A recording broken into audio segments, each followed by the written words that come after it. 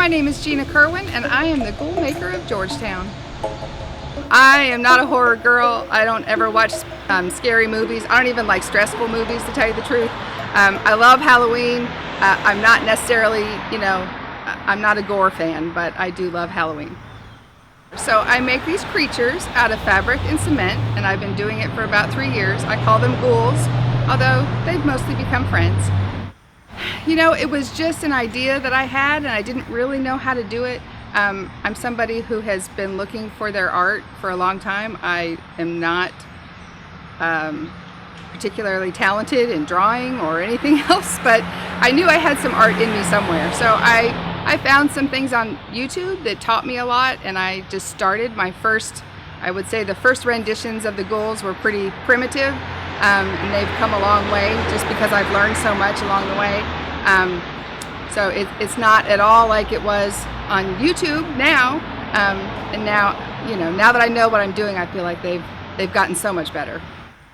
So I manage the Bluegrass Pet Crematorium, and as you can imagine, we have a lot of very sad days, and just like anybody else in the world, I have stuff going on in my life. So when I'm working on a ghoul, I feel like it's my therapy.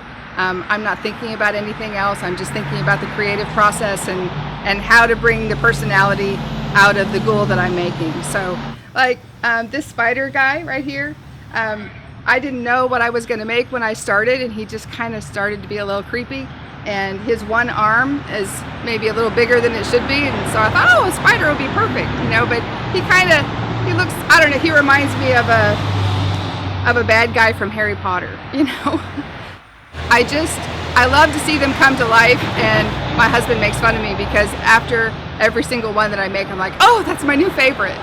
So it's been really beneficial for my mental health, especially with COVID. We've all been kind of closed in, and I'm thrilled that I finally found my art.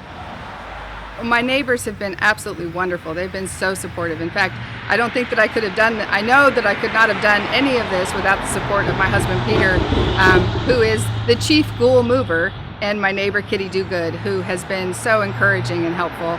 And she kept a list of people who wanted ghouls from last year, and she's really been great and encouraging. So I don't do this by myself. So last year, we started putting them very slowly, and it was intentional that we would put one out one night, and then we put another one out another night. We didn't ask permission. People just had them show up in their yard, and thankfully people were very receptive to that and really enjoyed it, and people going back and forth to church and people walking down here really enjoyed it. So that kind of spurred me on for everybody else.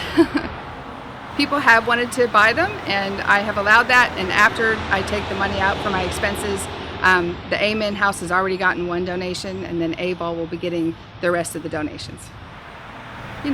Money is tight everywhere, and if I can bring joy and help people in a wonderful mission that I believe in, then I'm going to do that. Our aim is to bring joy and maybe a little bit of spookiness to Main Street, and you never know, you might wake up with a ghoul in your yard.